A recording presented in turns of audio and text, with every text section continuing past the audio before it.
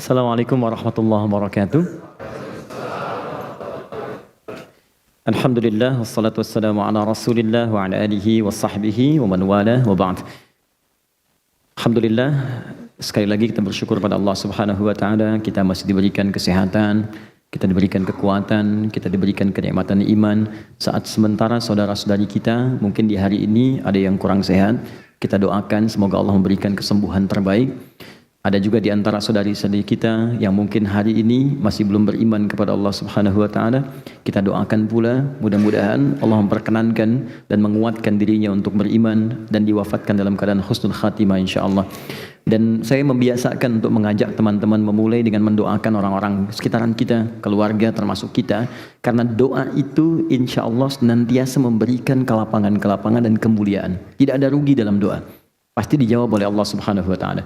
Itu janji Allah di Quran surah kedua Al-Baqarah ayat 186, paling kiri sebelah bawah di mushaf. Allah katakan, wa idza sa'alaka 'ibadi 'anni fa inni qarib. Kalau hambaku sedang mencari-cari aku, katakan padanya aku dekat. Biasanya kalau orang cari Allah kan motifnya dua. Kalau bukan ingin tobat, atau yang kedua dia punya kebutuhan yang dimintakan kepada Allah. Dua itu. Kata Allah, katakan padanya, Allah berikan harapan, gak usah lelah mencari, aku dekat.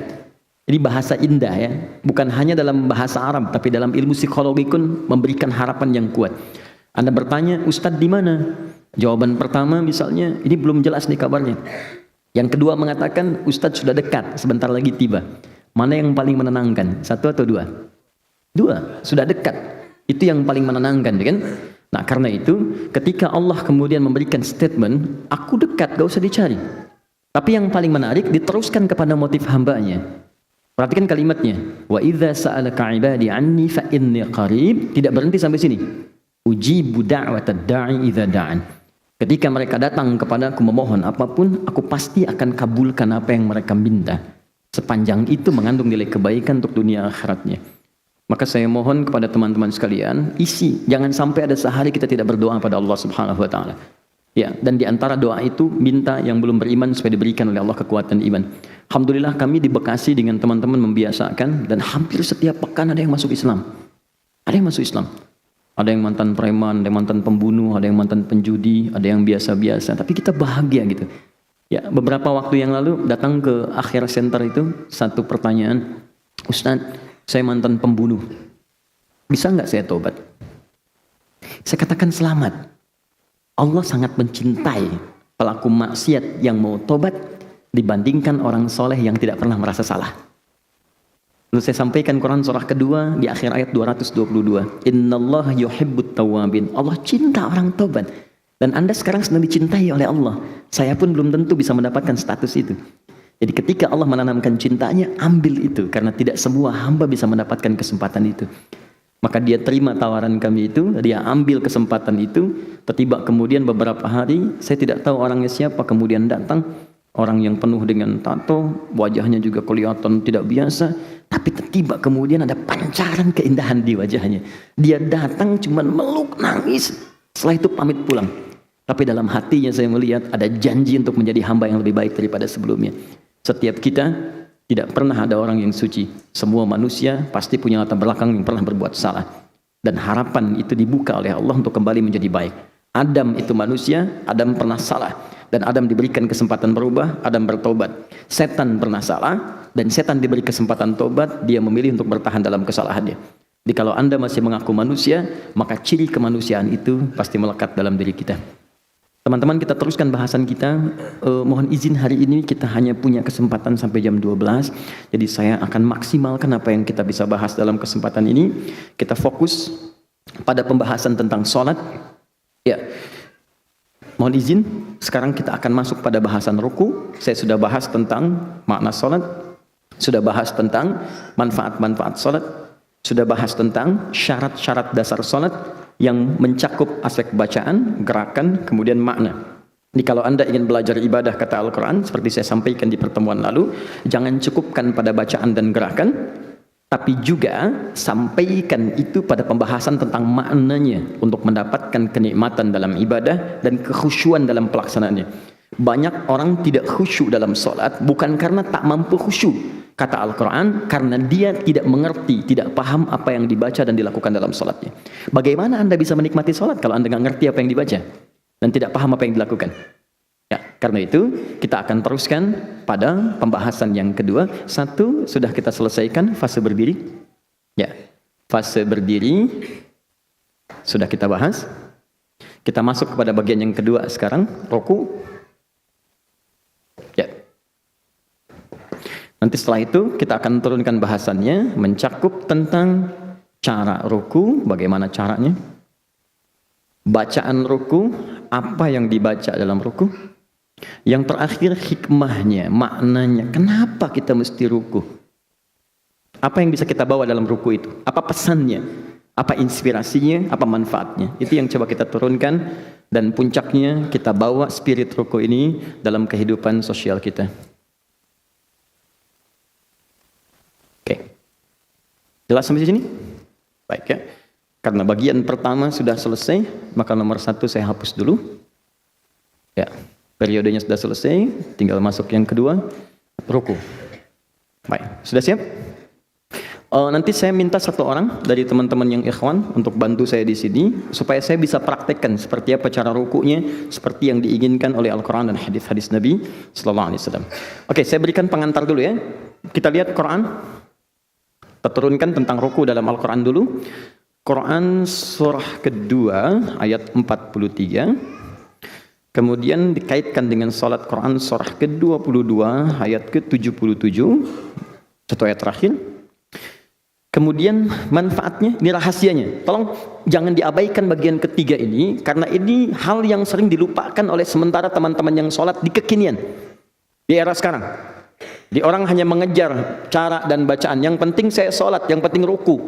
Ya, padahal ada kesempatan di bagian yang ketiga. Allah berikan keutamaan dalam sholat yang tidak ditampilkan kecuali dalam posisi ruku dan sujud. Ya, kita lihat Quran surah ke-48 ayat 29. Ini rahasianya. Kalau Anda rukunya benar, maka Allah akan mengabulkan apapun yang Anda minta, yang paling istimewa yang Anda mohonkan. Jadi kalau surga, surga yang paling istimewa. Kalau dunia, dunia yang paling istimewa. Kalau alam kubur yang paling istimewa. Jadi janjinya begini, yang paling istimewa saja aku kabulkan, apalagi yang biasa. Jelas ya? Oke. Jadi poinnya. Kemudian hadisnya, penjabarannya hadis riwayat Al-Bukhari. Nomor hadis 757, 789. Hadis riwayat Muslim nomor hadis 411. Kita ke sini ke sahabat Abu Hurairah. Kita ke sini ke sahabat Abu Humaid As-Sa'di. Sama juga dengan yang ini dan tambahannya plus sahabat Anas bin Malik.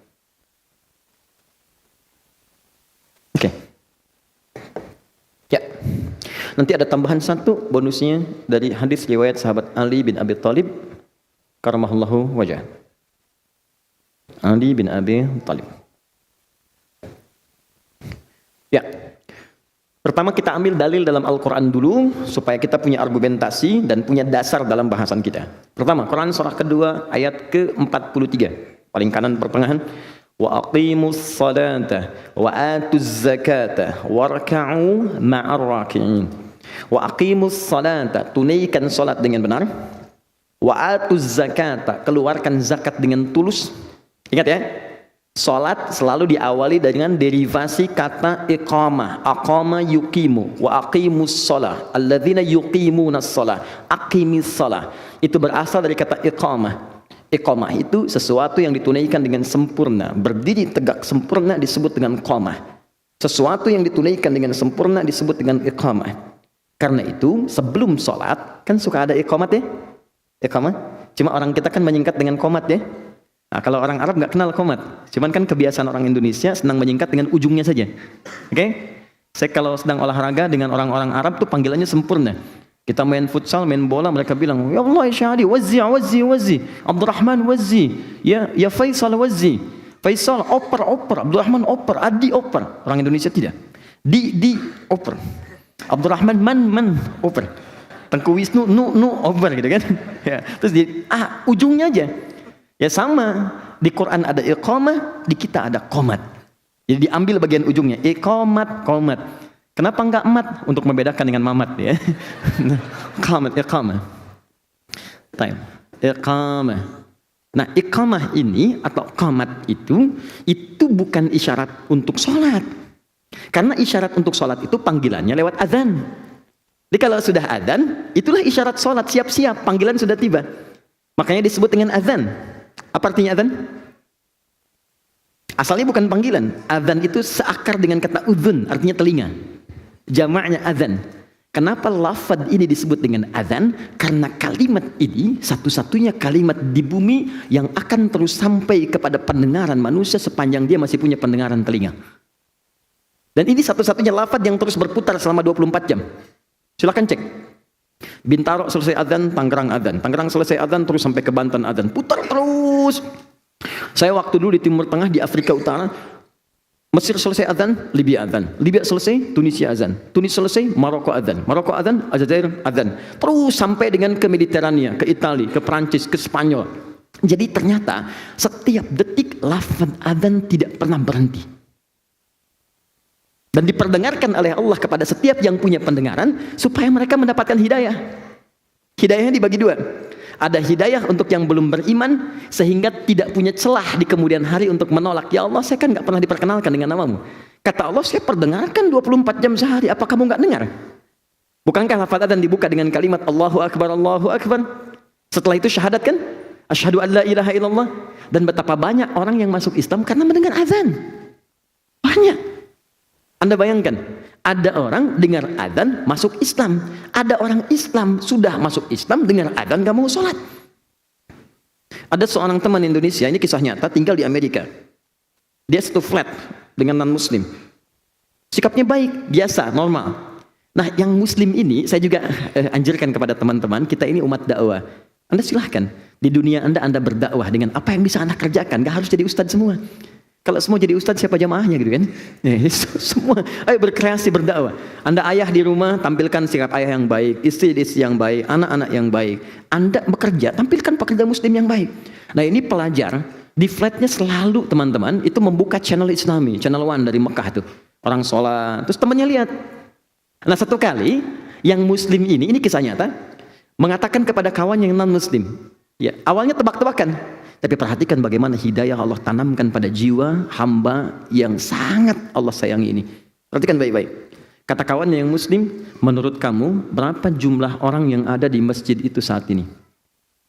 Kata yang non-muslim, ya mungkin ribuan atau puluhan ribu. Padahal itu masuk ke situ pada saat belum direhab. Sekarang 500.000 orang masuk. Pertanyaan keduanya, menurut kamu berapa waktu yang dibutuhkan untuk membuat semua orang itu rapi seketika? Tapi kata orang tadi, ya paling sedikit 2 pekan. Mungkin dia bayangkan satu-satu suruh berdiri gitu kan? Nah, mungkin 2 pekan. Kata orang ini, saya akan buktikan kepada Anda, kurang dari 5 menit mereka akan rapi sempurna. Kata yang non-muslim, masa? Tunggu sebentar. Begitu tiba waktu sholatnya Isya pada saat itu, kemudian imam mulai berkata, iqamat dimulai. Nih, Allahu Akbar, Allahu Akbar, semua bangkit. Yang tawaf berhenti, semua berdiri, rapi, kaget. Yang non-muslim tadi kaget, kok bisa? Kata yang muslim, jangan dulu kaget, sebentar dulu. Begitu mulai mengatakan imamnya, istau, rapatkan, luruskan, rapi semua. Hanya dalam hitungan kurang dari 5 menit, teman-teman. Begitu dikatakan, Allahu Akbar, takbir, semua takbir. Lantas apa kalimat yang keluar di lisan yang non-muslim ini? Kata yang non-muslim tadi, tolong katakan kepadaku bagaimana caranya masuk Islam. Karena agama ini pasti bukan buatan manusia. Jadi bayangkan, ada orang nonton sholat Isya, masuk Islam. Ada orang Islam sudah adzan, gak mau sholat Isya. Jadi Allah tuh kalau mau ngasih hidayah tuh mudah gitu. Mudah. Dan hidayah itu bisa datang juga kelembutannya lewat doa. Kita doakan. Ya, tapi yang paling indah, azan itu panggilannya, dipanggil. Bagian pertama untuk memberikan hidayah bagi yang belum memeluk Islam. Bagian kedua, untuk bisa menunjukkan kualitas keimanan bagi yang sudah masuk Islam. Jadi kalau Anda ingin mengecek level keimanannya, itu bisa dicek dengan amal soleh. Amal soleh pertama itu adalah salat. Nah, ada berita dalam Al-Quran, buka Quran surah keempat ayat 103, paling kanan ke atas sedikit. Quran surah keempat ayat 103. فَإِذَا قَضَيْتُمُ الصَّلَاةَ فَاذْكُرُوا اللَّهَ قِيَامًا وَقُعُودًا وَعَلَى جُنُوبِكُمْ فَإِذَا اطْمَأْنَنْتُمْ فَأَقِيمُوا الصَّلَاةَ. Lihat ujung ayatnya. Inna salata kanat 'alal mu'minina kitaban mawquta. Bahasa paling singkatnya saat diterjemahkan, kata Allah, orang-orang beriman itu pasti tahu waktu salat. Inna salata kanat, sungguh salat itu kanat 'alal mu'minina, bagi orang beriman kitaban mawquta, sudah jelas waktunya. Ini kalau kita terjemahkan dengan bahasa yang mudah dipahami, kata Allah, orang beriman itu pasti tahu waktu salat. Jadi kalau Anda mengaku beriman tapi tidak paham waktu sholat, berarti ini menunjukkan tingkatan yang lemah dalam imannya. Maka dibagilah oleh para ulama itu dengan panggilan azan. Bagaimana cara membaginya? Dibagi kepada 3 level. Ada yang standar, standar keimanan. Standar itu saat dipanggil, dia baru datang. Dia dipanggil misal subuh sekarang 4.38 misal. Terus azan, Allahu Akbar, Allahu Akbar, azan. Begitu azan, dia datang. Itu menunjukkan imannya standar. Nah ini. Ayo. Oke. Allahu Akbar, Allahu Akbar, cepat, siap-siap, sudah azan. Standar. Oke? Baik. Ada orang yang sebelum dipanggil azan, dia sudah siap-siap. Coba bayangkan, dipanggil 4.38, dia 4 sudah bangun. Sudah bangun, sudah siap-siap. Ini menunjukkan level imannya kuat dia. Bayangkan, belum dipanggil datang. Sama Anda kan kerja di kantor. Jam masuknya jam 8. Jam masuk jam 8, datang jam 8, standar kan? Ya kan? Objektif kan? Baik, fair. Dipanggil jam 8, jam kerja jam 8, datang jam 7. Wow. Ya, kuat kan? Hebat kan? Etosnya kuat ya. Sama, dipanggil 4.38, datang jam 4. Ini orang hebat. Tapi kalau persoalannya dipanggil 4.38, datang jam 8.34. Dia baru bangun dan gak ingat sholat. Ya. Dia cuma tahu skornya 3-1 misalnya kan. Begitu bangun 3-1 Muhammad Salah ngegolin kan. Nah, tapi maaf, untuk urusan sholat dia tidak paham. Ini menunjukkan imannya lemah. Nah, ini tiga-tiganya itu dirangkum oleh Al-Quran di Quran surah kedua ayat 152, paling kanan sebelah bawah di mushaf. Kata Allah, fadhkuruni adzkurukum. Ingat saya, maka aku pun akan mengingatmu. Bagaimana cara mengingat Allah? Di antaranya lewat ibadah, sholat, karena zikir itu di antara maknanya sholat. Quran surah ke-20 ayat ke-14. Wa aqimis sholata li dzikri, tunaikan sholat sebagai zikir. Kata Allah, ingat saya, zikir kepada saya. Amalannya sholat, dipanggil azan. Maka orang yang ingat Allah ketika dipanggil, misal Allah panggil Allahu Akbar, ingat dia. Maka Allah pun akan ingat kepada dia saat hamba itu memanggilnya. Feedbacknya begitu. Jadi kalau Anda misalnya berdoa nih, ya Allah, mohon. Anda biasanya dipanggil oleh Allah, baru respon. Maka Allah pun merespon Anda saat Anda memanggilnya. Kalau Anda nggak doa, Allah nggak perhatikan Anda. Tapi kalau Anda bisa datang misalnya, datang sebelum dipanggil. Panggil 4.38, datang jam 3.48, datang jam 4, datang jam 2. Maka Allah pun akan memanggil, memperhatikan Anda jauh sebelum Anda memanggilnya. Ada orang-orang yang hidupnya seakan tidak punya masalah. Padahal bukan tak punya masalah, sebelum dihadapi diringankan masalahnya oleh Allah sebelum dia memanggilnya. Ada yang begitu. Seperti Maryam. Quran surah ke-3 ayat 37, paling kiri sebelah bawah di mushaf. Ya, butuh pakaian, ada pakaian. Butuh makanan, ada makanan. Butuh buah-buahan, ada buah-buahan. Dan yang mengantarkan pamannya, Nabi Zakaria sampai kaget. Ini kan saya ngantar, kenapa setiap saya mau anterin sudah ada di situ? Dia ada level orang yang belum meminta, sudah ada gitu. Dan ada orang-orang yang meminta berkali-kali, Allah nggak respon.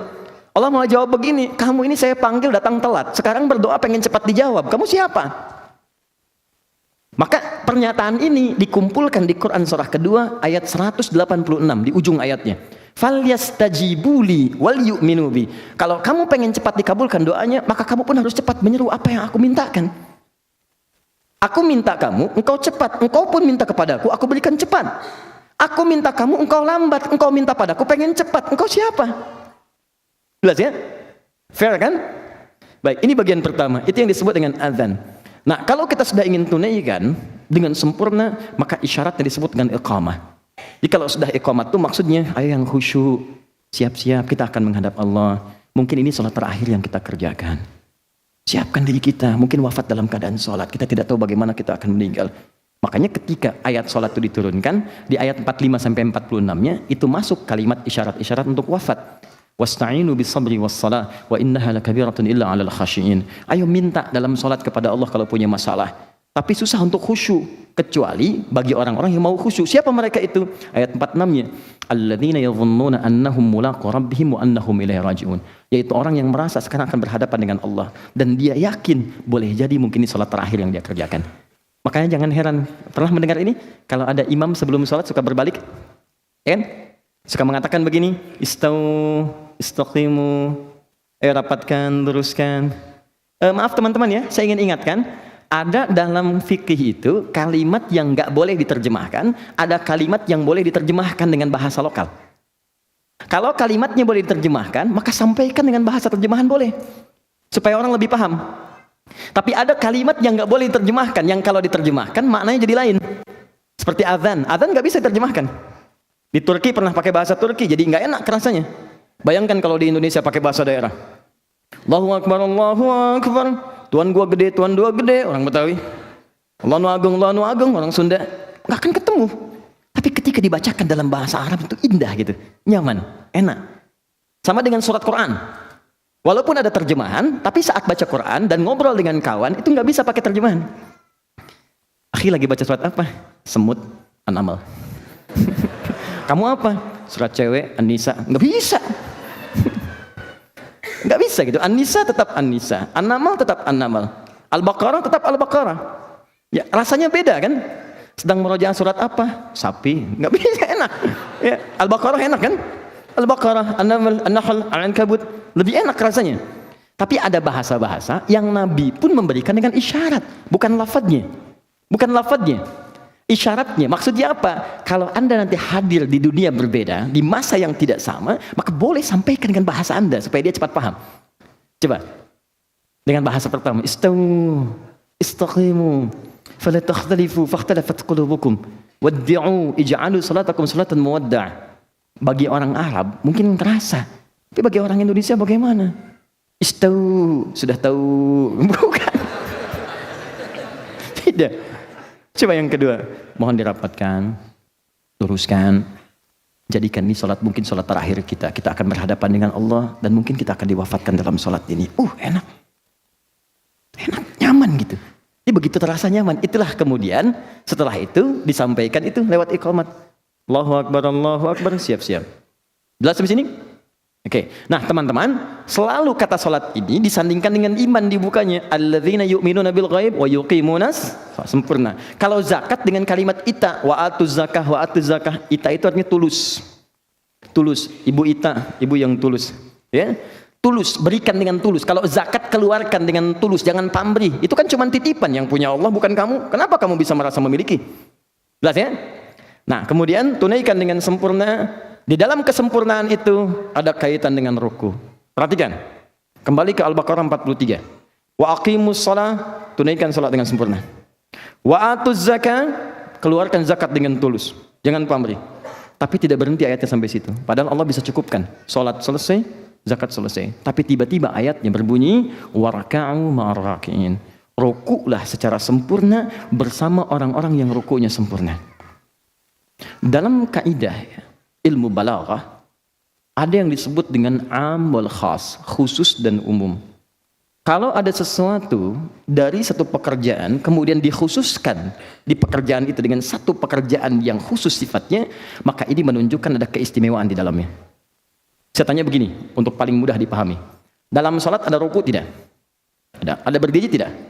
Sebetulnya kan Allah cukup mengatakan wa aqimus shalah, tunaikan salat dengan sempurna. Bukankah itu mencakup ruku? Mencakup sujud? Ya kan? Semua kan? Tapi ketika Allah mengkhususkan ruku di akhirnya warka'u ma'ar raki'in, dan ruku'lah dengan sempurna seperti orang-orang yang ruku sebelummu, ini menunjukkan ada keistimewaan dalam ruku sehingga dia disendirikan dari gerakan-gerakan salat yang lainnya. Paham? Nah, kalau cara berpikir dia sudah dipahami, kita akan bertanya, Ustaz, apa keistimewaan ruku itu dibandingkan dengan yang lain? Ya, berdiri ada keistimewaannya. Sujud ada keistimewaannya. Duduk di antara dua sujud istimewa. Tapi kenapa ruku disendirikan di sini? Apa keistimewaan yang disebutkan dalam Al-Quran? Maka kita turunkan ke ayat selanjutnya. Pertama, ini penegasannya dulu. Quran surah 22 ayat 77. Oke? Ya ayyuhalladzina amanu. Kus. Hai orang-orang yang telah menyatakan beriman kepada Rabbmu. Beriman kepada Allah. Perhatikan kalimatnya. Pertama diminta sujud. Usjudu. Sujud. Kemudian ruku. Warka'u. Kemudian wa'budu rabbakum. Sembah Rabbmu. Waf'alul khaira. Berbuat baik. La'allakum tuflihun. Perhatikan baik-baik. Di sini Allah menyebutkan keutamaan ruku. Di sini menyandingkan ruku dengan kalimat wa'budu rabbakum. Wa'budu. Di sini ada ruku, kemudian ada sujud. Setelah itu wa'budu rabbakum. U'bud. Agak pelan-pelan saya terangkan supaya mudah dipahami. Wa'budu. Fokus. Ruku, sujud, sembah Rabbmu, u'budu. Nah, kalimat u'budu ini, teman-teman, tidak pernah disebutkan dalam Al-Quran kecuali di antara maknanya bermakna sholat. Buka Quran surah ke-20 ayat ke-14. Innani anallahu, kata Allah, saya Allah. La ilaha illa ana. Enggak ada Tuhan yang wajib disembah dan dipertuhankan kecuali saya. Fa'budni, fa'budni, sembah saya. Fa'budni, u'bud. Nih.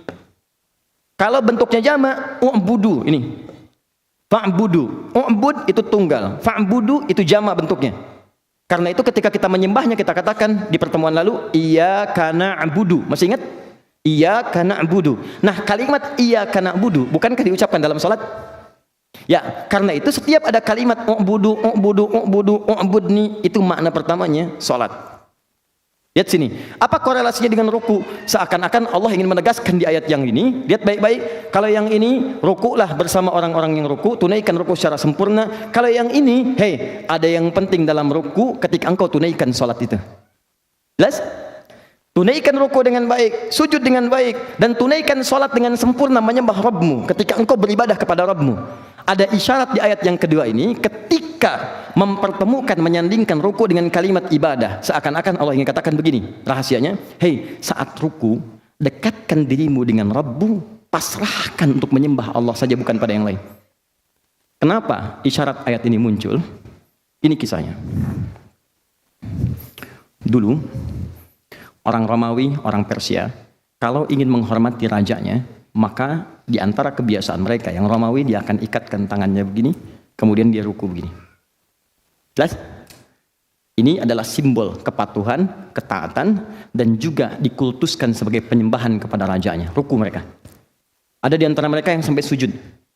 Nah, lihat misalnya kayak ada film-film kolosal yang zaman dulu itu, kan suka ada gerakan-gerakan demikian, kan?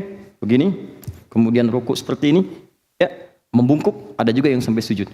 Allah turunkan ayat di sini, Allah katakan ruku dan sujud hanya untuk disampaikan kepada Allah saja. Di ketika Anda pengen ruku, bukan sekedar ruku, bukan formalitas ruku. Kalau cuma ruku, jangankan Anda, yang non muslim pun bisa ruku.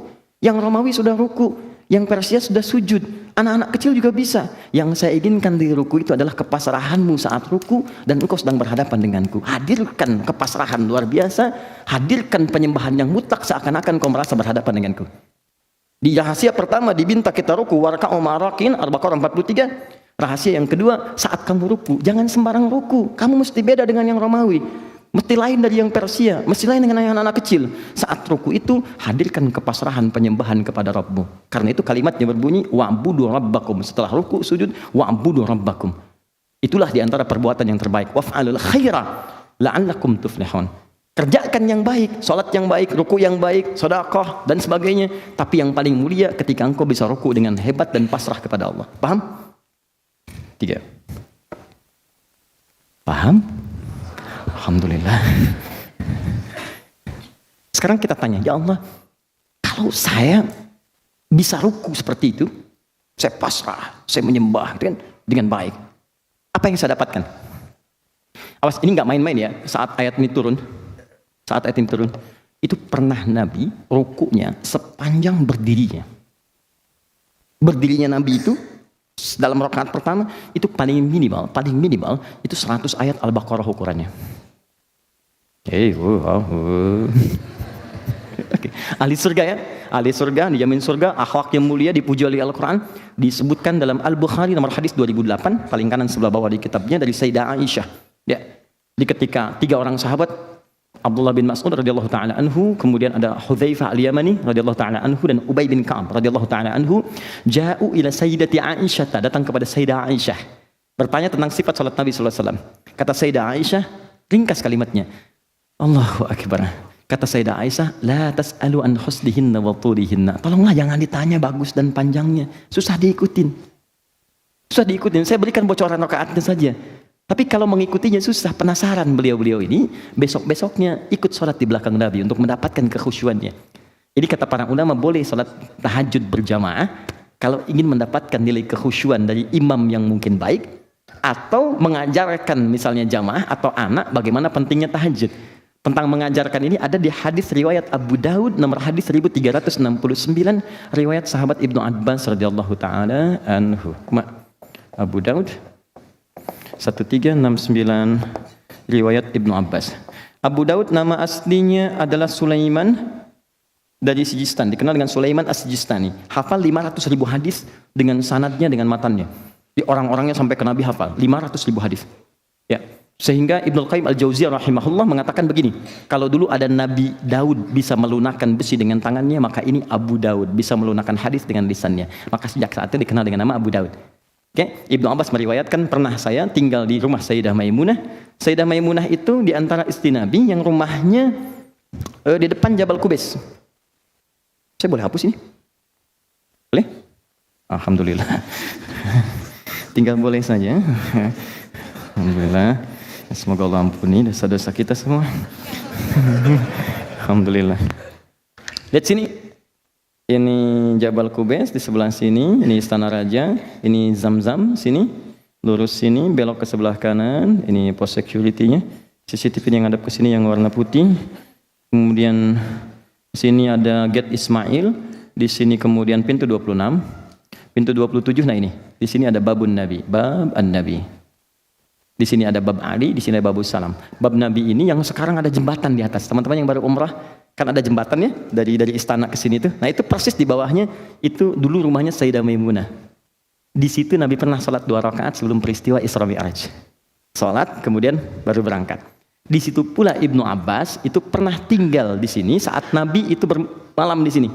Ikut tinggal di sini, malam-malamnya ngelihat kebiasaan Nabi bangun, bagaimana cara bangunnya. Sampai setelah bangun ikut sholat tahajud. Sholat di belakang Nabi, begitu sholat ditarik oleh Nabi sehingga safnya sejajar. Berdua sholat. Hadis ini dijadikan dalil oleh teman-teman kebolehan berimam dan makmum berjamaah dengan posisi sejajar. Kalau imamnya satu, makmumnya satu. Jelas ya? Baik, imam satu, makmum satu, posisi boleh sejajar. Itu sah hukumnya. Nah, itu hadisnya sama. Tapi jangan lupa hadis ini pun tentang tahajud berjamaah. Karena Nabi mengajarkan pada anak. Jadi kalau Anda ingin memberikan pendidikan pada anak, ayah bangun, ngajak anak tahajud, boleh silakan. Jangan biarkan sendiri-sendiri. Atau yang kedua, untuk mendapatkan kenikmatan sholat. Seperti sahabat bermakmum di belakang Nabi. Kata Hudzaifah, tidak ada sholat paling indah kecuali sholat di belakang Nabi. Jadi begitu membaca tentang surga, Nabi berhenti. Minta supaya umatnya ke surga. Begitu berhenti di ayat neraka, Nabi bermohon supaya umatnya dibebaskan dari neraka. Lama kita minta, lama. Ya. Yang paling menarik, besoknya Abdullah bin Mas'ud ikutan. Ya. Ternyata tanpa terasa, kata Hudzaifah, 100 ayat baru ruku. Kata Abdullah bin Mas'ud, saya ikut. Saya kira 100 ayat itu ruku. Ternyata nyambung Al-Baqarah sampai selesai. Saya kira akan ruku, ternyata nyambung Ali Imran 200 ayat sampai tuntas. Saya kira di sini akan ruku, sudah siap-siap, ternyata nyambung An-Nisa 176. 5 juz 4 halaman. Setelah itu baru ruku. Ya, besoknya mereka tidak ikutan lagi. Bukan karena capeknya, kata Abdullah bin Mas'ud, saya ini kan sering nebak ini di mana posisinya sehingga bisa saya ikuti. Nah, karena saya khawatir nggak ruku, ini bukan. Ya, saya misah aja besoknya. Ya, cuman poinnya yang mau saya sampaikan, pernah Nabi rukunya selama berdiri ya. Jadi kalau kita ambil batas bawah yang tadi, bahwa lama berdiri beliau paling minimal 100 ayat ukuran Al-Baqarah itu, maka Anda bayangkan bagaimana lama rukunya. Pertanyaannya, kenapa Nabi melambangkan rukunya? Kata Allah kan pasrahkan dirimu saat ruku. Nabi pasrah. Lama gitu. Tapi apa rahasianya ketika pasrah? Jawabannya ada di sini. Quran surah 48 ayat 29. Lihat ayatnya. Muhammadur Rasulullah walladzina ma'ahu asyidda'u 'alal kuffar ruhama'u bainahum. Masyaallah. Muhammad itu utusan Allah SAW. Dan umat yang bersamanya, walladzina ma'ahu itu, ma'a itu gini, ma'a itu orangnya ada bersama kita, atau orang yang nggak ada, tapi tuntunannya diikuti. Oke? Paham ya? Yang pertama orangnya ada bersama kita. Misal saya katakan gini, Mas Dimas ma'i. Mas Dimas itu bersama saya sekarang, orangnya ada. Atau misalnya orangnya nggak ada, tapi beliau mengikuti apa yang saya sampaikan.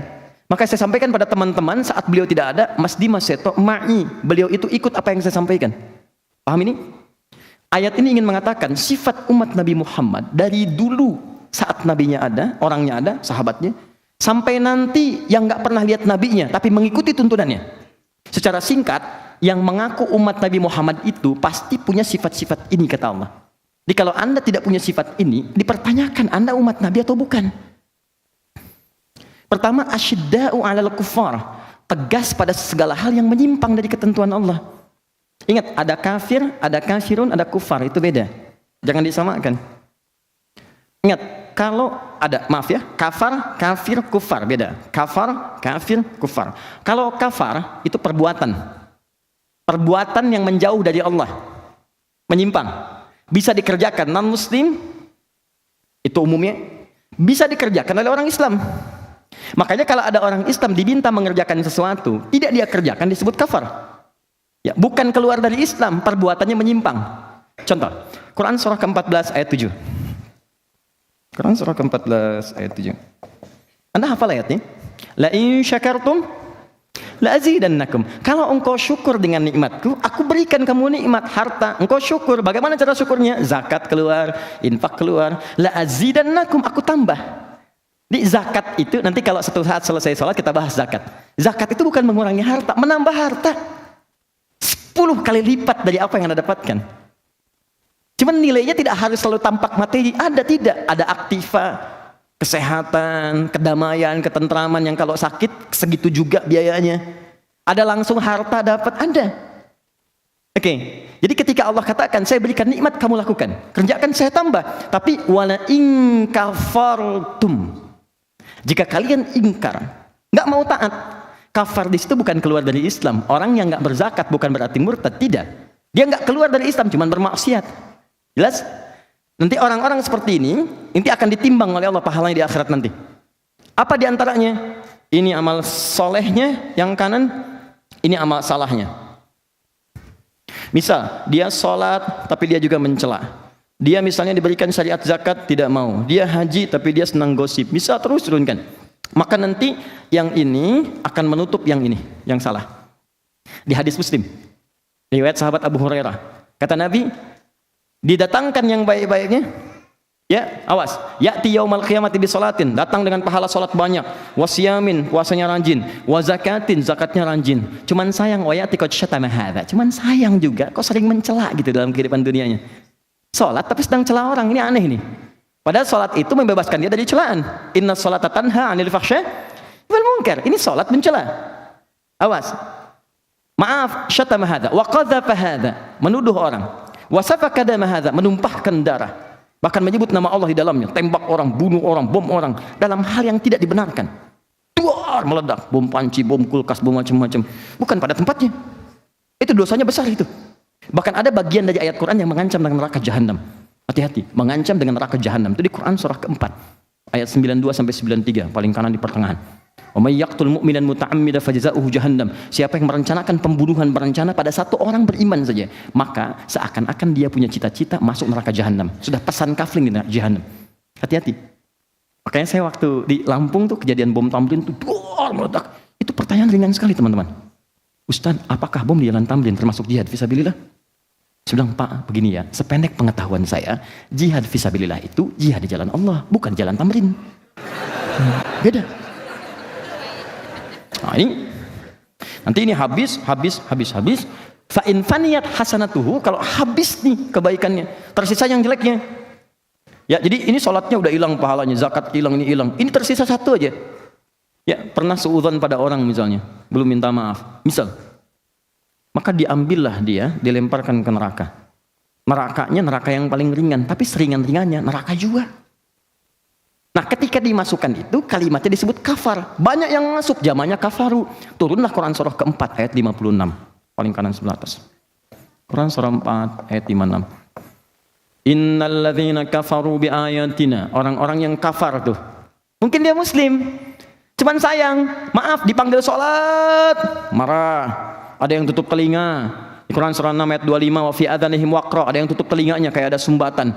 Khatamallahu ala qulubihim wa ala sam'ihim. Tertutup telinganya, nutup. Ini suara apa sih? Sampai demikian. Kalau bisa Pak, kecilin speakernya, padahal muslim. Nah, ini menandakan ada yang salah. Nah, yang seperti ini kalau tidak tobat, kita doakan supaya berubah. Jangan kita celah. Kita doakan, kita rangkul, kita ajak. Jangan dicela karena mungkin dia tidak mendapatkan pengetahuan yang baik sebelumnya. Ya kan? Kita ajak, kita dorong, kita doakan. Tapi kalau nggak tobat, itu nanti ditarik di hari kiamat, ditarik ubun-ubunnya oleh malaikat. Dan dicelupkan ke neraka. Kullama nadijat juluduhum, begitu dicelupkan, hancur semua tubuh dan kulit-kulitnya. Kenapa kulit disebutkan? Karena kulit indera perasa yang paling peka. Cambuk sekali, sakit. 2 kali, sakit. 10 kali, 15 kali, sudah mulai berkurang sakitnya. Karena kulitnya sudah mengelupas. Maka kata Allah, kalau kami angkat lagi, baddalnahum juludan ghairaha. Kami sembuhkan, kami tumbuhkan lagi kulitnya. Liyadzuqul adzab, supaya terasa siksaannya sama seperti semula. Gak ada ringannya. Dan sekali celup, seharinya 1000 tahun, 1000 tahun. 1 harinya. 1 detiknya 48 hari. Jangan pernah coba-coba. Ya. Ini poinnya teman-teman. Nah, ini kafar. Yang kedua kafir. Kalau kafir itu orangnya. Orang yang memang tidak menerima risalah. Ya, tertutup. Jadi yang menutup diri. Kafaro itu sesuatu yang tertutup. Kan diserap ke dalam bahasa Inggris cover. Cover itu kan cover buku kan menutup kan. Supaya di dalamnya gak kelihatan. Ya, ini cover. Kalau saya di belakang kan saya tercover nih. Tertutup kan. Orang yang disebut kafir. Kafir itu orang yang menutup diri dari hidayah. Jadi begitu mau disampaikan, dia menutup dirinya. Makanya ketika orang-orang pada zaman Nabi datang kepada Nabi, mengajukan proposal, kata mereka, Abu Jahal, Abu Lahab, dan yang lain-lain, ya Muhammad SAW, kita nggak usah berselisih, nggak usah ramai, nggak usah perang. Sudah, kita tukeran aja. Malam ini kami nyembah Tuhan kamu, besok-besok kamu nyembah Tuhan kita. Tapi mereka nggak mau menerima hidayah. Nabi sampaikan, mereka menutup diri. Maka turunlah kemudian satu surah kuliah, ayyuhal kafirun. Katakan, hei orang-orang kafir. Sopan sekali, bahasanya sopan. Di kafir itu lembut, bahasanya sopan. Kata Allah, katakan, hei orang-orang yang masih menutup diri belum menerima hidayah. Katakan, hei orang-orang yang masih menutup diri belum menerima hidayah. Sopan kan? Halus. Saking halusnya Abu Jahal nggak marah. Pernah dengar cerita ketika turun surat Al-Kafir, Abu Jahal marah. Apa? Jangan panggil saya kafir. Nggak ada. Oke? Nggak. Saya ingin tempatkan sesuatu sesuai dengan tempatnya. Banyak orang keliru memahami ini sehingga maknanya tidak sampai pada dirinya dan dia marah bukan pada tempatnya. Abu Jahal paham bahasa Arab, ngerti bahasa Arab, orang paling fasih bahasa Arab, disebut kafir, nggak marah. Kenapa orang sekarang nggak paham bahasa Arab, nggak ngerti bahasa Arab, baca juga, kenapa mesti marah? Karena belum tahu isinya. Jelas ya? Jadi ada tempat-tempatnya di sini yang harus kita kemudian sesuaikan dalam kehidupan. Baik, yang terakhir kufar itu, maaf, kalau kafir, ingat, dia non-muslim, menutup dirinya belum menerima hidayah, tidak menyerang orang Islam, cuman suka ngajak-ngajak. Sama dengan tadi sifatnya. Saya kasih sedikit ya, saya kasih rahasia. Ini diantara kita ya. Oke. Fokus. Jika di Quran disebutkan satu kisah, tapi tidak spesifik orangnya, kapan kejadiannya, maka peristiwa itu akan terjadi lagi di masa depan dengan tokoh-tokoh dan suasana yang berbeda. Tapi jika disebutkan namanya bahkan lengkap dengan binti nasabnya, ini menunjukkan peristiwa itu tidak akan pernah terjadi lagi di masa depan pada siapapun. Contoh, kenal Maryam binti Imran? Oke. Ya. Maryam binti Imran disebutkan bintinya langsung. Maryamnya bintinya langsung ke bapaknya. Pernah mengandung, melahirkan tanpa disentuh laki-laki manapun. Walam yamsasni bashar. Ini menunjukkan peristiwa itu tidak akan terjadi dan menimpa perempuan manapun di muka bumi selain Maryam binti Imran. Tapi Ustaz, ada di kampung saya namanya Maryam juga. binti Asep, dia bisa melahirkan tanpa bapak banyak. Bukan tanpa bapak, yang tanpa disentuh laki-laki manapun. Itu cuma Maryam binti Imran. Jelas ya? Tapi kalau nggak pernah disebutkan siapa tokohnya, kapan kejadiannya, ini menunjukkan akan terjadi lagi di masa depan. Oke, fokus. Ketika Allah mengatakan kuliah ayyuhal kafirun, disebut gak orangnya? Tidak. Kapan kejadiannya disebut? Tidak. Ini menunjukkan akan terjadi di masa depan, non-muslim tidak maksa, tidak nyerang kepada orang Islam, biasa, cuman suka ngajak-ngajak. Polanya bisa beda. Mungkin dengan makanan, mungkin dengan obat-obatan, mungkin dengan bantuan. Ada yang seperti itu? Ada. Dan kalau ada nggak usah marah, sampaikan. Misal Anda ada car free day misalnya kan, karnya free tapi yang lainnya tidak. Datang orang yang mengatakan, ayo Pak, baca ini, misalnya ayo ikut Pak, Anda akan selamat gini. Dengarkan aja dulu. Maaf Pak, Bapak terlambat. Sebelum Bapak sudah ada Pak, dulu 15 abad yang lalu. Namanya Abu Jahal, Abu Lahab, ngajak-ngajak juga. Turunlah surah Al-Kafirun. Maknanya begini Pak, makna kafirun itu orang masih menutup diri. Kita nggak usah saling memaksa. Kalau Bapak ingin ikut ke Islam, itu lebih bagus. Tapi kalaupun misalnya Bapak tidak mau, ya kami tidak memaksa. Silahkan renungkan dulu, mudah-mudahan Bapak dapat hidayah. Berbalik tuh situasinya. Jelas ya? Dan nggak usah marah gitu. Kita sikapi dengan elegan, sesuai dengan makamnya. Makanya penting kita mengkaji Al-Quran untuk mendapatkan itu. Tapi kalau kufar itu maknanya dua. Bisa perbuatan atau orangnya yang memang ditujukan langsung untuk menyerang Islam atau orang Islam. Ya, bebas, silahkan, nggak apa-apa. Bonus buat antum. Ya silahkan. Asal jangan menghapus yang tidak ingin saya hapus. Nggak apa-apa, silahkan. Ya nggak apa-apa lah. Silakan.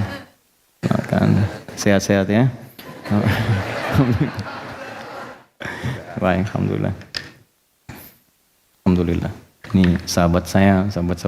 Mudah-mudahan kita ke surga sama-sama ya. Dengan keluarganya juga. Baik. Dan tidak cukup dengan amin, ayo berusaha. Oke. Jadi kufar, itu bisa pekerjaan, bisa orang,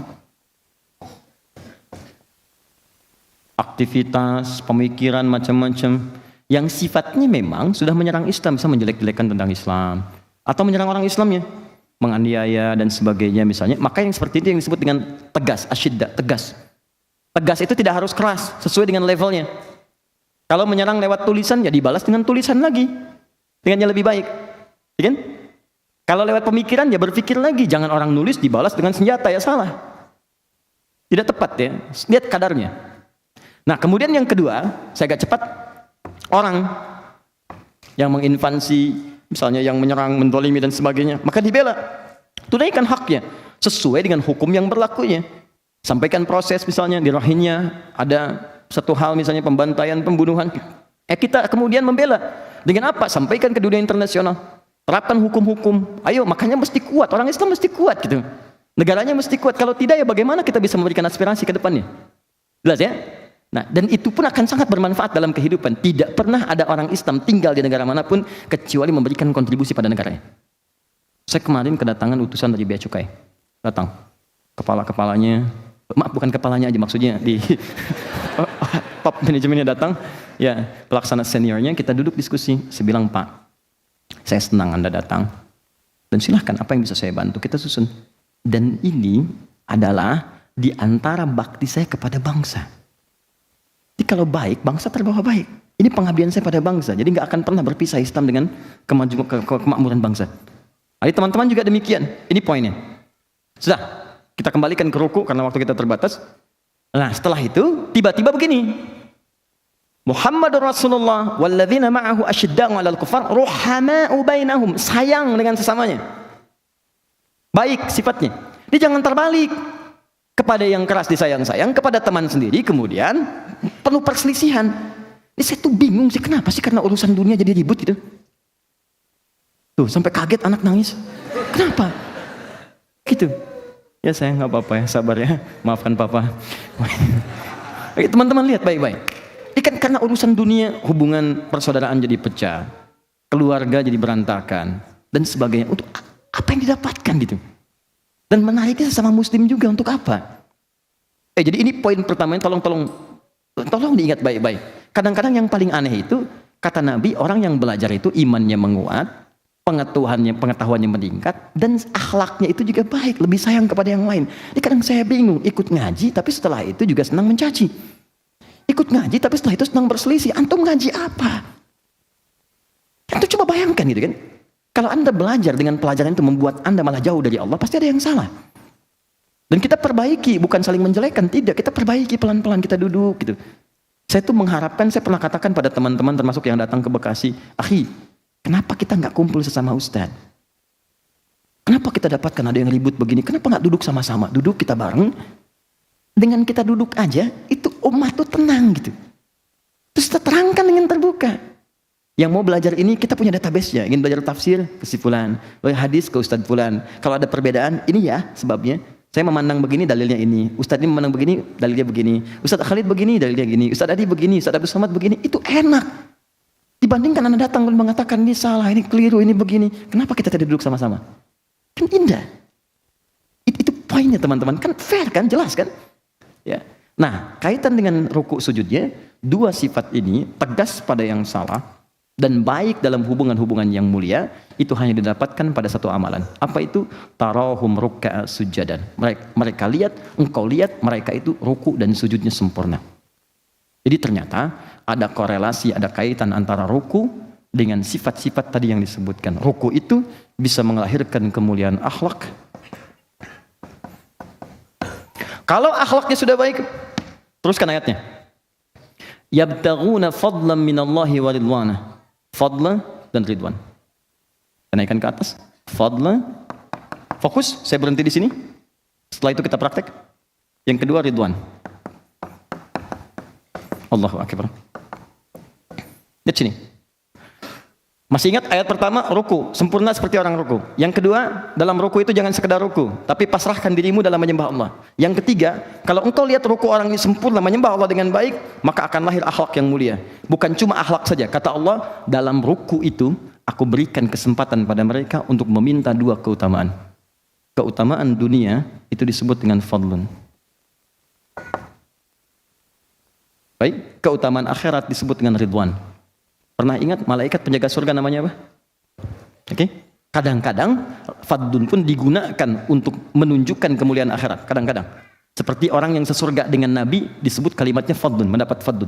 Quran surah ke-4 ayat 69 sampai 70. Wa may yuti'illaha wa rasulahu fa ulaika ma'al ladzina an'ama Allahu 'alaihim minan nabiyyina was-siddiqina wasyuhada'i was-shalihin wa hasuna ulaika rafiqa. Dzalikal fadlu minallah.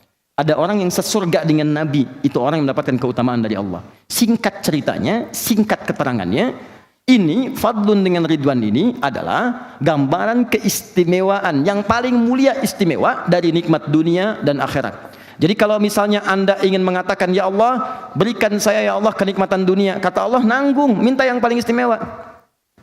Kalau kerja jangan minta yang sedikit, minta yang besar sekalian. Rizki minta yang banyak sekalian, dunia. Akhirat ya Allah masukkan ke surga, jangan cuma surga, minta yang paling tinggi surganya. Dalam keadaan ruku, Allah memberi kesempatan pada setiap hamba untuk mengabulkan yang paling istimewa yang dia mintakan. Kalau dia meminta dengan benar, ya Allah aku ingin firdaus, Allah kabulkan. Kalau dia meminta dengan benar, ya Allah berikan keberkahan dunia, maka Allah berikan yang terbaik yang bisa dia dapatkan. Ruku kalau benar dikerjakan bukan hanya mengabulkan doa yang biasa, tapi yang paling istimewa dikabulkan. Itulah yang menjadikan Nabi kadang-kadang rukunya selama berdirinya. Pertanyaannya, apakah setiap orang ruku bisa mendapatkan apa yang dijanjikan? Itu poinnya. Bahkan sayangnya, ada yang tidak minta. Ini persoalannya. Orang ruku cuma baca doanya aja. Subhana rabbiyal azim, subhana rabbiyal azim wa bihamdi. Lantas bangkit kan? Subhanakallahumma bihamdika, ya Allahumma ighfirli, syahadu la ilaha illa anta, subhanakallahumma bihamdika, Allahumma ighfirli. Selesai bangkit. Anda enggak minta. Padahal di situ ada keutamaan. Kenapa enggak minta untuk anak Anda? Ya Allah, luluskan anak saya dalam ujian, ya Allah, dengan nilai yang paling tinggi. Ya Allah, berikan keberkahan pada pekerjaan suami saya. Ya Allah, lancarkan bisnisnya, tempatkan di makom yang mulia. Ya Allah, satukan kami di surga, sekeluarga di surga yang paling indah. Kenapa enggak minta? Padahal Allah tawarkan. Dan kenapa terlampau buru-buru? Kalau Anda datang ke satu tempat, diminta kemudian silahkan cari yang Anda inginkan, bebas, minta apa saja. Apakah Anda akan langsung keluar dari situ? Pernah di barat itu ada orang-orang kaya yang datang ke mall. Begitu dia datang, tutup mallnya. Kepada pengunjung yang ada di mall, silakan ambil apa saja yang kalian inginkan. Waktu kalian cuma 30 menit. Ya, ngambil, ada yang ngambil ini, ngambil itu, ngambil ini, ngambil itu. Saya perhatikan, nggak ada satupun yang menolak tawaran itu. Maaf, misal ada yang keluar dari situ, tidak. Saya bingung ya, kenapa kalau manusia nawarkan banyak dikejar? Kalau Allah yang tawarkan, kenapa nggak diambil? Kenapa kita tidak manfaatkan itu gitu? Teman-teman tuh pengen surga, dikasih, tapi kenapa nggak diambil? Dan yang lebih dahsyat tuh yang paling aneh, inginnya ke surga ringan diucapkan di lisannya, tapi perbuatan tidak mencerminkan itu. Bisa nggak teman-teman sesekali pajang di cermin? Lalu setelah cermin terlihat, lihat mata Anda, berapa kali mata Anda bermaksiat? Lihat lisan Anda, berapa kali lisan Anda berbuat salah? Lihat kemudian wajah Anda dan katakan, saya pengen ke surga dengan segala kesalahan yang Anda bawa. Apakah sanggup lisan Anda mengatakan, ya Allah berikan surga? Sekarang dalam ruku, dosa bisa diampuni, kesalahan dihapuskan, hal-hal buruk digugurkan, dan langsung tawarannya, aku berikan yang paling mulia yang engkau inginkan. Kalau Anda ditawarkan seperti itu ingin mengambilnya, Anda bertanya bagaimana caranya, itu yang coba kita akan bahas prakteknya. Sampai di sini bisa dipahami? Nah, maksud saya ingin menyampaikan dulu hikmah, sehingga kita bisa termotivasi dalam mengerjakan ruku, bukan sekedar ruku seperti yang biasa dikerjakan oleh sementara orang tidak paham. Sudah sih? Oke. Ya, kita punya waktu terbatas, kita lanjutkan sebentar. Ruku. Kita masuk kemudian ke hadisnya Al-Bukhari nomor hadis 757. Riwayat sahabat Abu Hurairah, nama aslinya Abdurrahman, sebelumnya adalah Abdul Uzza, masuk Islam berubah nama jadi Abdurrahman bin Sakhar. Mengisahkan tentang sahabat bernama Khalid bin Rafi Az-Zuraiqi. Oke, fokus. Falyarka fala taqum min ruku'ika hatta tatma'inna raki'an. Nabi mengajarkan kepada Khalid bagaimana cara salat sampai kepada ruku. Saya potong saja sampai ke redaksi ruku supaya cepat. Kata Nabi, kalau sudah selesai dalam berdiri kemudian ruku. Fokus. Fala taqum, tapi jangan buru-buru bangkit. Awas, kadang bacaan belum selesai udah bangkit. Allahu akbar. Sami Allah liman hamidah. Allahu akbar, Allahu akbar, Allahu akbar, Allahu akbar. Orang sholat 11 rakaat 1 jam, dia 23 rakaat 7 menit. Bagaimana gitu? Coba kita evaluasi pelan-pelan lah gitu kan. Ya. Lalu ruku, kata Nabi, ruku jangan buru-buru ruku. Nah, rahasianya jangan buru-buru ruku sehingga engkau tenang dalam rukumu. Apa tenang yang dimaksudkan di sini? Kita sambungkan ke hadis-hadis yang lainnya dulu. Saya minta satu orang untuk bantu saya. Siapa saja boleh ke depan? Mas Adi ya, yang pakai peci di antara yang paling ada, silakan depan. Udah lengkap semua, peci ada, sarung cuma dipakai di Turki. Hari sampai sini kembali lagi ke celana. Oke. Ya, salatnya menghadap kemana Mas? Kiblat. Ya betul, kiblat. Untuk lebih mudah ke sebelah sana aja ya, supaya terlihat dari beberapa yang lain. Baik, sebelumnya saya terangkan sebentar. Kita akan apa? Ruku ya. Jadi dari berdiri kita akan ruku. Nah, fokus baik-baik. Sebelah sini dulu Mas Adi. Mohon izin supaya di samping saya jelas. Teman-teman sekalian, fokus. Saat akan ruku, penting diketahui apa itu ruku dulu. Ya, ruku itu seakar dengan kata rakaatun, rakaat. Ruku, bukan sekedar bungkuk, tapi secara fikih seakar dengan kata rakaat. Artinya, kalau sudah dapat ruku, dapat 1 rakaat. Contoh, ini imam depan, saya makmum. Ya, atau misalnya, Mas satu lagi, siapa? Boleh maju? Apa-apa? Maju aja. Mudah-mudahan yang maju masuk surga. Ya, setelah saya insya Allah ya Mas. Ya. Alhamdulillah. Nah, ini tahan dulu sebentar, tahan. Ini ruku Mas. Ruku, Allahu Akbar, tahan. Nah, ini ruku, ini datang. Terlambat. Mas Buke. Nah, tiba-tiba datang. Datang. Pertanyaan pertama saya, kenapa Anda terlambat? Yang lain bisa tepat waktu, sedang sholat. Nah, jawab nanti sajalah. Nah, ini ruku kan, sedang ruku, ini datang. Nah, saat ini datang, maka perhatikan hadisnya, ju'ilat innama ju'ilal imamu liyutamma bi. Imam itu jadikan untuk diikuti. Awas, fa idza raka'a falyarka. Kalau imam sudah ruku kita datang, maka langsung ruku. Ya, enggak usah baca yang lain-lain lagi. Takbir, takbir. Allahu akbar, langsung ruku. Jelas ya? Jangan baca iftitah lagi, tidak perlu baca Al-Fatihah lagi. Karena hadis yang mengatakan qiraatul imam qiraatul makmum. Orang yang mendapati imamnya ruku, maka bacaan imam sudah mewakili bacaan makmumnya. Kecuali kalau imamnya masih berdiri, izin mulai. Terus imam masih di awal, ya. Maka posisi sebelah kanan. Supaya benar. Imam masih memulai, ini masih memulai, maka ini bisa diikuti. Jadi ini baca Al-Fatihah, ini baca Al-Fatihah makmumnya.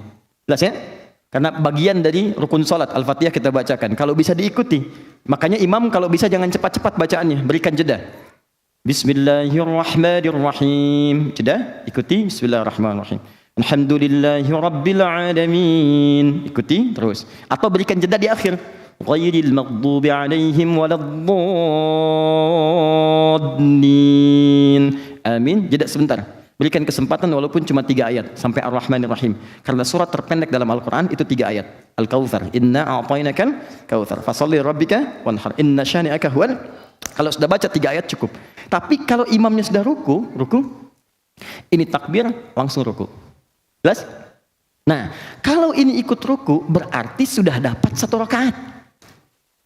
Ya? Jelas ya? Tidak pakai tidak. Dapat 1 rakaat. Jadi begitu ini diikuti, ruku, dia sudah mendapatkan 1 rakaat. Misal, sholatnya subuh. Begitu sholat subuh, imam ruku. Ini langsung ruku. Nah, ini sudah mendapatkan 1 rakaat. Jadi jangan menambah lagi, jangan terlampau soleh. Ya. Jadi kalau sudah selesai, imam salam, ini ikut salam. Ya, ingat, ini keterangan Nabi, sahabat mengerjakan, ulama mengerjakan. Antum Nabi bukan, sahabat bukan, ulama bukan. Jelas ya? Paham sampai sini? Baik. Antum silakan istirahat. Ya, antum di sini aja, persoalan kita belum selesai. Nah, sini dulu. Ya, tahan.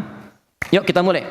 Kalau sudah paham, ruku' sama dengan rakaat, dapat 1 rakaat. Sekarang kita mulai teknis fikihnya. Ruku', posisi membungkuk dalam salat. Ada ke sebelah sini, Mas? Kita sepakat tadi kiblatnya ke sana.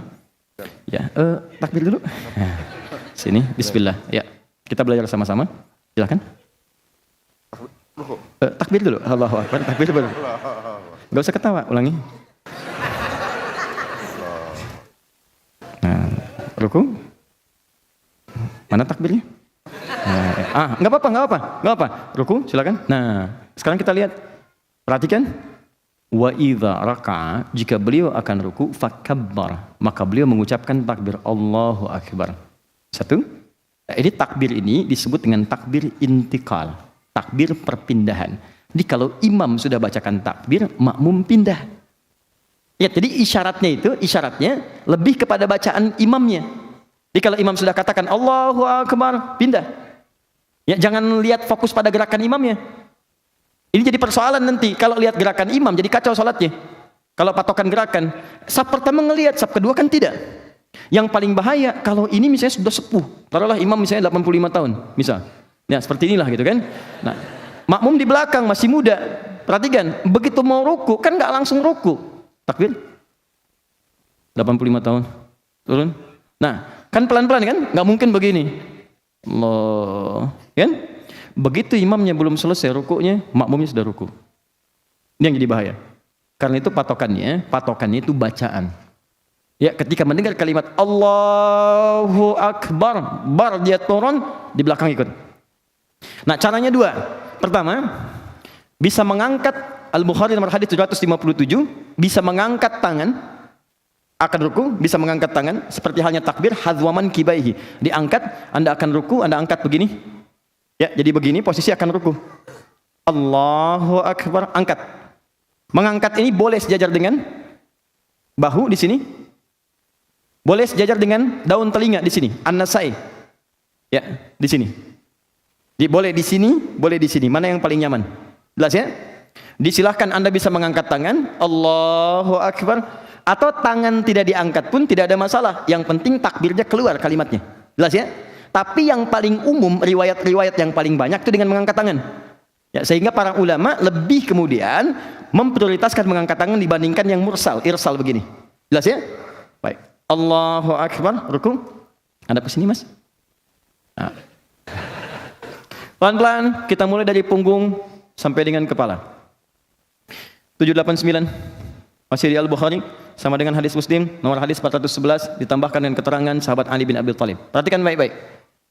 Saat Nabi ruku itu, perhatikan kalimatnya supaya lebih mudah saya gunakan bahasa Indonesia, maka punggungnya sejajar lurus sampai dengan bagian kepalanya, lurus. Mohon maaf saya ini kan. Saya mulai dari punggung dulu ya. Ini. Kata sahabat Ali bin Abi Thalib, sampai-sampai saking lurusnya, kalau ditaruh satu bejana yang dituangkan air di atasnya, itu tidak tumpah. Tuh, ini sempurna Mas, pertahankan ya. Sempurna.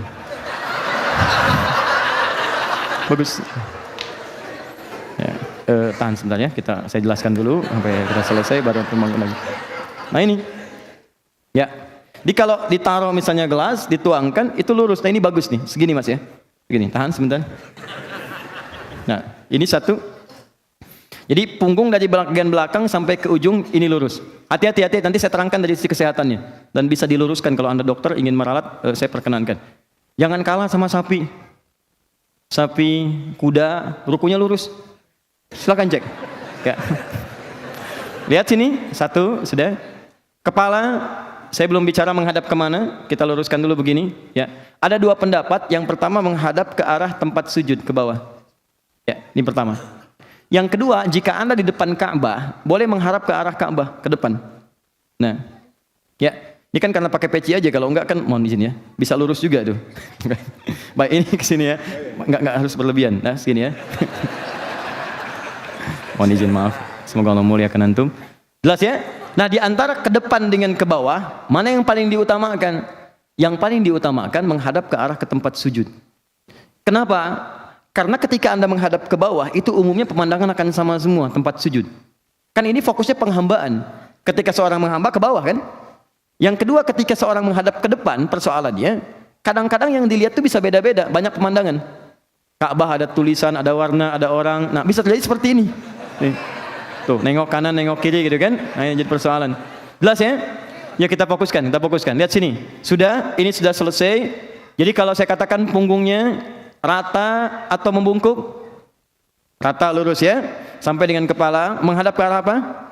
Tempat sujud ya. Baik. Sekarang teruskan. Tangan. Telapak tangan diletakkan tepat di lutut. Mana lutut? Kepala, pundak, lutut, kaki. Ya. Fokus. Lihat sini. Bukan naik ke atas di paha atau turun ke betis. Karena ketika Anda naikkan atau turunkan, posisinya akan berubah. Seimbang sekali. Begitu disimpan di lutut, ini seimbang. Turunkan ke bawah, betis. Tuh. Naikkan ke atas, paha. Tuh. Dan gak enak. Kembalikan ke lutut. Lurus lagi. Segini. Jelas? Ketiga maaf. Yang jari-jari tangan terbuka. Menggenggam. Bahkan kalimat nabinya, lihat kalimat nabinya. Amkana fis sujud. Atau kalimat amkana fir ruku, makin sujudak.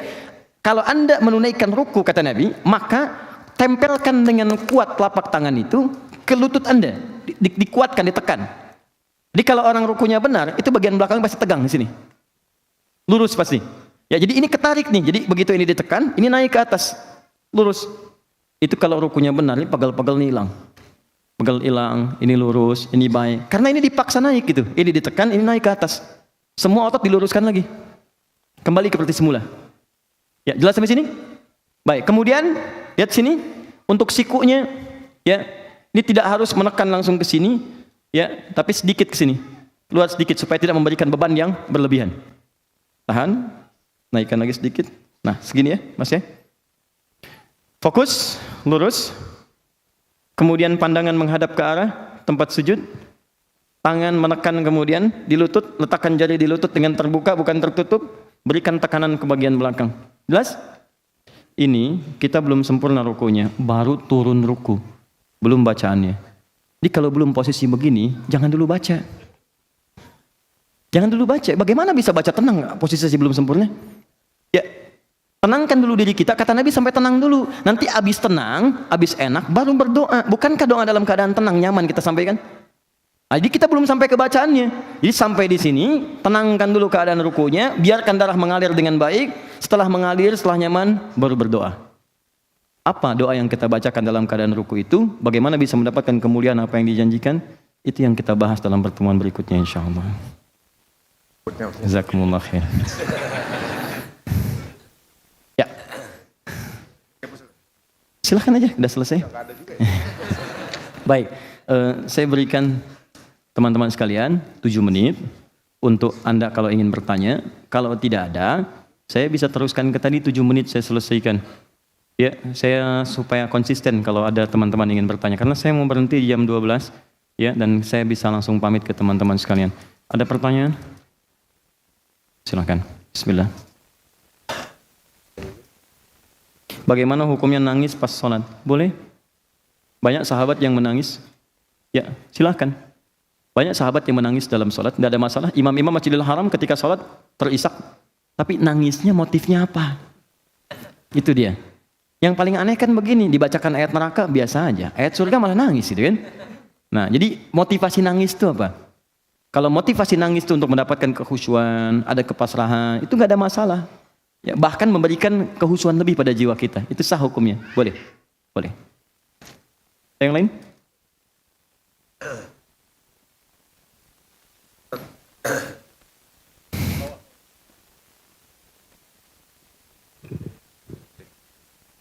Cek.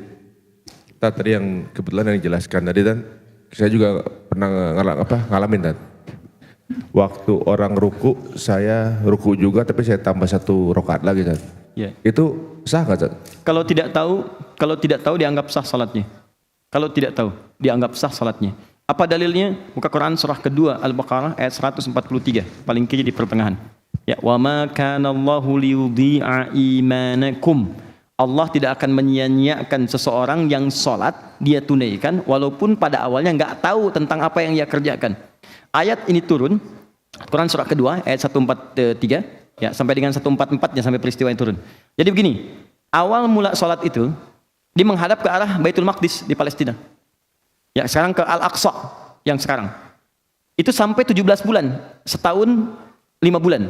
Keterangannya ditemukan di kitabnya Ibnu Katsir, Tafsir Quranul Azim, halaman 251, paling kanan sebelah bawah. Itu menghadap ke arah Masjid Al-Aqsa, sampai kemudian Nabi sering berdoa. Ya Allah, karena sering diejek oleh orang Yahudi. Muhammad gak punya kiblat, Muhammad ngadapnya ke kiblat kita, ke Baitul Maqdis, diejek. Karena sering diejek, Nabi minta, ya Allah tunjukkan kepada mereka kiblat yang paling mulia. Nomor 1 yang paling mulia itu kan Ka'bah. Dan Yahudi tahu. Mereka tahu kiblat yang paling mulia itu Ka'bah. Mereka minta, cuma tetap gak dikasih oleh Allah. Tiba-tiba kemudian turunlah Quran surah kedua ayat 144. Qad nara taqalluba wajhika fis sama falanuwalliyannaka qiblatan tardaha fawalli wajhaka syatral masjidil haram. Ya, mulai saat ini Muhammad, kami sering lihat engkau menghadapkan wajahmu ke langit, minta supaya kiblat diarahkan ke Masjid Al-Haram, ke Ka'bah. Maka mulai saat ini hadapkanlah ke kiblat yang kau inginkan itu. Allah kasih yang lebih baik daripada Yahudi. Maka dapatlah itu. Pertanyaannya, beliau kan sedang sholat itu di kediamannya Ummul Bashar yang sekarang jadi Masjid Kiblaten. Sementara yang tinggal di masjid di Madinah itu nggak tahu kejadian itu. Mereka sudah sholat juga, konon turunnya di waktu sholat zuhur, antara zuhur ke asar. Turun. Dulu teman-teman, itu Madinah itu kotanya seluas Masjid Nabawi sekarang. Seluas itu. Ini di luar itu sudah bukan Madinah. Kuba bukan Madinah, Badar bukan Madinah, Uhud bukan Madinah. Sekarang ada perluasan. Jadi kalau ada peristiwa turun di Badar, yang di Madinah nggak tahu. Peristiwa turun di Uhud, Madinah nggak tahu. Nah, ini peristiwa turun di kediamannya Ummul Bashar yang sekarang jadi Masjid Kiblaten. Turun. Begitu turun, Nabi itu kemudian berbalik 180 derajat, berbalik. Sahabat ikut. Cuman persoalannya, begitu sahabat pulang ke Madinah bersama Nabi, orang-orang di Madinah diceritakan oleh mereka, tadi ada ayat turun, kita sekarang menghadap ke kiblatnya ke arah Mekah, ke Ka'bah. Kami sudah dapatkan, kami dapatkan. Hei orang Yahudi, kami sudah menghadap ke Ka'bah. Yang sudah sholat di Madinah bingung, ini sholat kami statusnya bagaimana? Karena kami nggak tahu kalau kiblatnya sudah beralih ke Ka'bah, sementara kami sudah sholat. Waktu zuhurnya sudah habis waktu itu. Maka bertanyalah kepada Rasulullah, ya Rasulullah, bagaimana status sholat kami yang kami telah kerjakan, kiblatnya masih menghadap ke arah Baitul Maqdis. Maka turunlah kemudian ayatnya yang 143-nya. Wa ma kana Allahu liyudhi'a imanakum. Allah enggak akan nyanyiakan amalan sholat kamu yang kamu kerjakan karena iman. Maksudnya, sesuatu yang dikerjakan karena ketidaktahuannya, bukan untuk disengaja, tapi ada keimanan dilakukan pada saat itu, maka tetap dinilai pahalanya sempurna oleh Allah Subhanahu wa taala. Jelas ya? Baik. Ada yang lain? Oh. Apakah boleh berdoa di akhir sujud? Namun doanya menggunakan bahasa Indonesia. Ini kelas advance. Kita baru ruku, dia sudah sujud. Oke. Saya jawab, tidak apa-apa. Boleh. Hadisnya dari Ibnu Abbas radhiyallahu taala anhuma, Innama aqrabal 'abdu min rabbih wa huwa sajid. Keadaan terdekat antara Rabbul Alamin, Allah dengan hambanya saat sujud. Fa aktsirud du'a, maka perbanyak doa. Coba bagaimana cara berdoanya? Para ulama mengatakan sujud dalam doa bukan cuma boleh, sangat dianjurkan. Tapi bagaimana cara kita mengerjakan doa itu? Kalau lafadznya persis seperti dilafadzkan Nabi, maka silahkan lafadzkan. Boleh. Subhana rabbiyal a'la, subhana rabbiyal a'la wa bihamdi, subhanakallahumma bihamdika allahumma ighfirli. Minta Allahumma ij'al fi lisani nura wa fi 'aini nura wa fi sam'i nura wa fi qalbi nura. Silakan. Tapi kalau permintaannya tidak dilafadzkan oleh Nabi atau situasinya beda yang dialami di zaman Nabi, doa untuk suami, doa untuk anak lulus ujian, doa untuk macam-macam, maka kata para ulama tidak perlu dilafadzkan sehingga tidak mengeluarkan kalimat baru yang bukan dimaksudkan dalam bacaan salat yang dituntun oleh Nabi. Cukup disampaikan dalam hati saja. Tidak perlu disuarakan, nggak perlu dilafadzkan. Ya, diikat dengan kalimat di Al-Bukhari nomor hadis 651. Shallu kama ra'aitumuni usolli. Salatlah kalian persis seperti melihat aku salat. Karena itu Nabi nggak pernah salat pakai bahasa Indonesia. Jelas ya? Atau bahasa-bahasa lokal yang lainnya. Dia cukup ucapkan kalimat-kalimatnya, lalu setelah itu baru di hati kita hadirkan apa yang ingin kita mintakan. Nanti saat masuk sujud saya bahas dengan detail. Jelas ya? Teman-teman, kenapa ini saya hentikan dulu bacaan? Karena saya tidak biasa menerangkan cuman sekedar ini doanya begini. Itu ada makna semuanya. Di subhana rabbiyal azim wa bihamdi, kenapa pakai azim? Kenapa pakai subhan? Kenapa pakai wa bihamdi? Itu kuncinya, kalau benar bacakan itu, maka dapatlah karunia yang lainnya. Kalau saya terangkan itu bisa 1 jam 2 jam lagi ke depan. Dan nanti paling gak enak kalau dipotong pada hal-hal yang belum sempurna. Jelas ya? Oke. Cukup? Terakhir ya. Maksudnya 5 pertanyaan? Oh baik, 1 pertanyaan. Silakan. Ya. Ruku, posisi lengan. Siku atau? Baik. Pertama, lengan, kalau saya sebutkan lengan, di sini dirinci oleh Al-Quran termasuk hadis. Kalau saya sebutkan lengan atau tangan, berarti dari ujung sini sampai ke sini. Ingat itu ya? Dari ujung sini sampai ke sini. Nanti dalam praktek ibadah, itu akan dirinci. Ini disebut kaf. Saat bertakbir, maka telapak kaf bertemu dengan punggung. Begini. Ini disebut dengan rusgun, boleh begini. Ini disebut dengan sa'id, boleh ke sini. Tapi tidak boleh sampai ke siku. Siku disebut mirfak, jamaknya marafik. Kalau wudu sampai ke mirfak, marafik. Dari sini waghsilu wujuhakum wa aydiyakum ilal marafik. Quran surah 5 ayat 6. Kalau kamu wudu, basuh tanganmu dari jari sampai ke siku. Jadi dari sini ke sini, bukan siku ke bawah. Nah, jadi yang disebut dengan lengan nanti dari sini sampai ke sini. Sekarang kita turunkan saat tadi ruku, posisinya bagaimana? Untuk jari terbuka di lutut begini. Untuk lengannya yang ini. Baik, di sini ada 2 pendapat yang paling utama. Yang pertama mengatakan tidak lurus seperti ini, ya, tapi diberikan semacam ada siku sedikit di sini. Jadi ketika kita akan ruku, nah ini ada siku begini, tapi tetap menekan ke belakangnya. Cuma sikunya ini ada. Jelas ya? Baik, jadi tidak terlampau kaku, tidak ada tegangan berlebihan di tangan, tapi tegangannya itu muncul ke arah bagian kaki bagian belakangnya, di betisnya. Di begitu Anda ingin ruku, nah ini tangannya seperti ini, jadi tidak seperti ini. Ya, tegang tuh ke sini. Boleh yang pakai tangan pendek, Mas? Boleh? Ya, sini. Supaya saya lebih bisa melihat keadaan tangannya. Saat ruku di sini. Mudah-mudahan terlihat. Silakan ruku. Sekarang luruskan dulu, Mas. Jangan bengkok begini, luruskan ini tangannya begini. Luruskan dan tekan sampai ke rukunya, ke lututnya. Saya perbaiki ya, mohon maaf ya. Naikkan sedikit. Segini, turunkan lagi ini. Turunkan sedikit. Up, segini ya posisinya. Ini turunkan sedikit. Segini ya, baik. Mau dites? Ya, nah, seimbang kan? Nah, oke. Nah, sekarang yang ini luruskan, Pak. Bagian pertama, ini lurus. Oke, maafkan saya. Lurus sini, tekan ke belakang. Nah, ini yang lurus. Sekarang agak turunkan sedikit, agak sikukan sedikit gini. Nah, sikukan sedikit, tetap tekan. Nah, ini bagian yang pertama. Ya. Yang kedua, tetap ini diluruskan. Luruskan, tapi tekan ke belakangnya. Nah, ini bagian keduanya. Naikkan sedikit ini. Gini. Ya. Nah, mana di antara 2 ini yang paling benar? Kata para ulama yang paling nyaman saja. Karena Nabi itu mengisyaratkan cuma 2. Yang pertama, buka jemarinya. Ini. Kemudian yang kedua, tekan lututnya. Jadi sepanjang jemarinya terbuka dan mengangkat lututnya, apakah posisi ini kemudian lurus ataupun kemudian siku, itu tidak ada masalah. Dan ulama tidak ada khilaf di sini. Sekira itu Pak ya. Allah Ta'ala alam bissawab. Jazakumullah khair. Cukup ya? Baik, teman-teman, apa yang kita pelajari, saya harapkan insya Allah kita amalkan dalam kehidupan kita. Jangan itu mengendap dalam bentuk pelajaran, dituliskan kemudian hilang seketika. Saya tidak menginginkan itu. Ya, kalau Anda ingin seperti itu, Anda tidak usah mencari saya, cari guru lain untuk mengajarkan.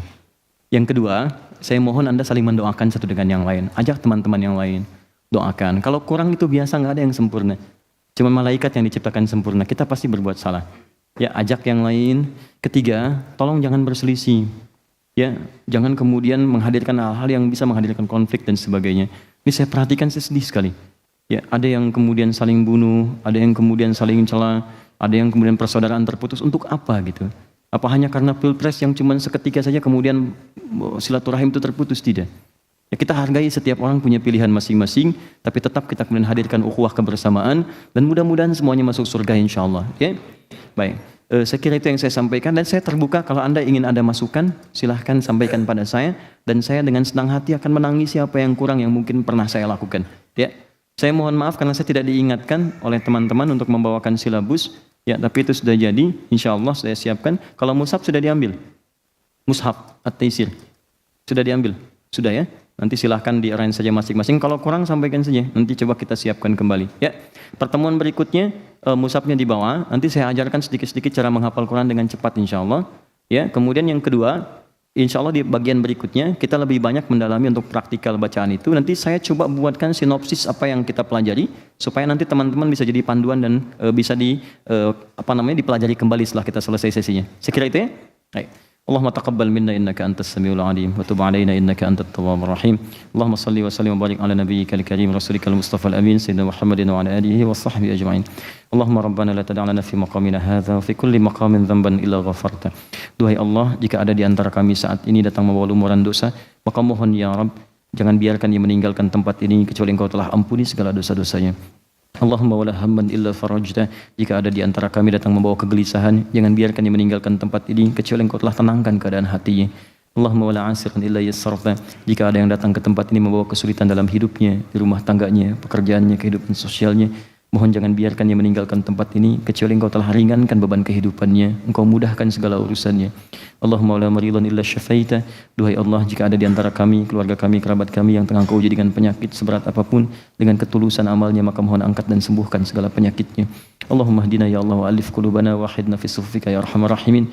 Ya Allah, berikan kami petunjuk yang dengan petunjuk itu kami istiqamah dalam beribadah kepadamu. Satukan kami dalam cinta-cinta dan kebaikan. Jauhkan kami dari sifat-sifat yang tidak Engkau sukai. Ya Allah, bimbing kami supaya lebih dekat denganmu di keluarga kami, kerabat kami. Mohon satukan kami ya Allah di dunia dan akrabkan kami saat di akhirat.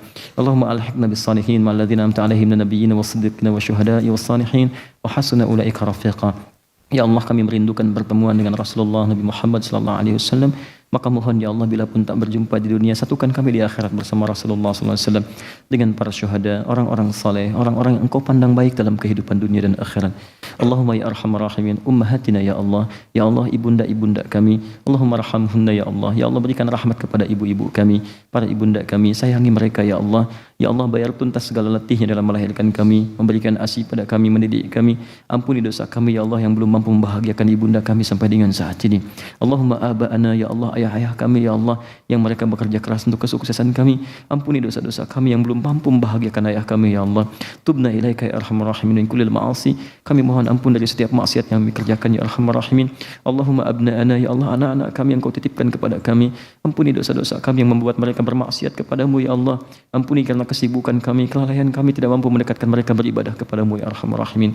Allahumma la tab'ad anna, ya Allah jangan menjauh dari kami, qaribna ila ridhak, dekatkan kami dengan ridhamu ya arhamar rahimin, di pekerjaan kami, di aktivitas kami, dan bimbing kami untuk selalu dekat dalam rahmatmu ya arhamar rahimin. Allahumma rabbana atina fid dunya hasanah fil akhirati hasanah wa qina adzabannar, tawaffana muslimin husnul khatimah. Ya Allah, berikan segala kebaikan dunia, kemuliaan akhirat, jauhkan kami dari ancaman neraka dan wafatkan kami dalam keadaan husnul khatimah. Allahumma qawwi lisanana kulla kalimat at-tauhid la ilaha illallah. Ya Allah, mohon dalam sakaratul maut nanti jikalau kami akan wafat, ringankan lisan kami, kuatkan untuk mengucapkan kalimat la ilaha illallah. Wajib lana ya Allah bi kalimatika ya ayyatuhan nafsul mutmainnah irji'i ila rabbika radiyatan mardiyah fadkhuli fi ibadi wadkhuli jannati. Ya Allah, mohon jawab ya Allah saat kami mengucapkan kalimat tauhid dengan kalimat wahai jiwa-jiwa yang tenang. Hei jiwa-jiwa yang tenang, cepat pulang. Aku sudah merindukanmu. Aku ridha dengan amalmu, engkau pun akan ridha dengan pemberianku. Engkau jadi hambaku dan aku siapkan surga untukmu. Allahumma bifadlika subhana rabbika rabbil izzati amma yasifun. Wassalamun alal mursalin. Wa akhiru da'wana anilhamdulillahi rabbil alamin. Demikian teman-teman, maafkan saya dan semoga Allah menerima apa yang telah kita kerjakan. Terima kasih, berjumpa dalam kesempatan yang lain. Saya mohon maaf, saya tidak tahu apakah bulan Mei nanti saya bisa mengajar sesinya atau tidak, karena itu sesi saya akan melahirkan di awal Mei. Jadi mungkin nanti saya kalau tidak sempat datang, saya coba berikan materi-materinya untuk dipelajari, sehingga pelajaran tetap berlangsung insya Allah. Kalau saya sempat datang nanti, mudah-mudahan kita bisa meneruskan dan mudah-mudahan Allah memberikan ridho kepada kita semua. Dan terakhir, nanti saya titipkan materi khusus kurikulum Nabi saat Ramadan. Jadi apa yang Nabi kerjakan saat Ramadan nanti saya titipkan, teman-teman nanti bisa sebarkan. Nanti teman-teman tinggal bikin peta ke Ramadan, fokus pada amalan-amalan itu saja yang pernah dicontohkan. Saya kira itu. Assalamualaikum warahmatullahi wabarakatuh.